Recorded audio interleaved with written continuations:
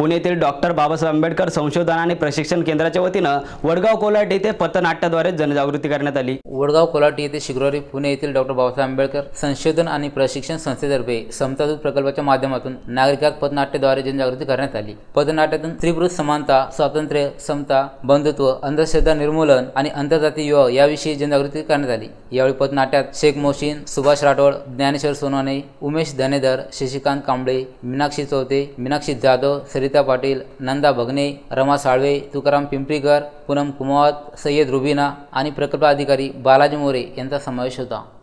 एक नाविन्यपूर्ण उपक्रम चालू केलेला आहे, तो म्हणजे समतादूत प्रकल्प। समतादूत प्रकल्पाच्या माध्यमातून समाजामध्ये वैचारिक जाणीव जागृती निर्माण करण्यासाठी जातीय दुर्भाव निर्मूलन, स्त्री पुरुष समता आणि बंधुभाव, स्वातंत्र्य, समता, बंधुता ह्या नैतिक मूल्याची समाजामध्ये रुजवणूक करण्यासाठी हा प्रकल्प चालू केलेला आहे। आम्ही इथे एक पथनाट्य सादर केलं आहे। त्या पथनाट्यातून संदेश लोकांसमोर इतकाच पोहोचवायचा आहे आम्हाला। आमची पहिली थीम होती स्त्री पुरुष समानता।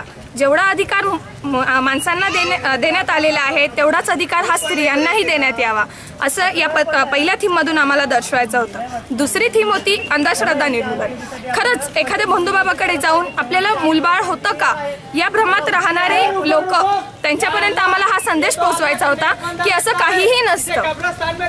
एखाद्या बंधुबाबाकडे जाऊन मूलबाळ वगैरे काहीही होत नसतं, त्या फक्त अंधश्रद्धा आहे। आणि तिसरी थीम आमची आहे मानवता। आजकालच्या समाजातल्या लोकांची जी माणुसकी लुप्त होत चाललेली आहे, ती माणुसकी लोकांमध्ये परत जागृत कशी करण्यात यावी हा उद्देश आमचा या तिसऱ्या थीम मधून होता।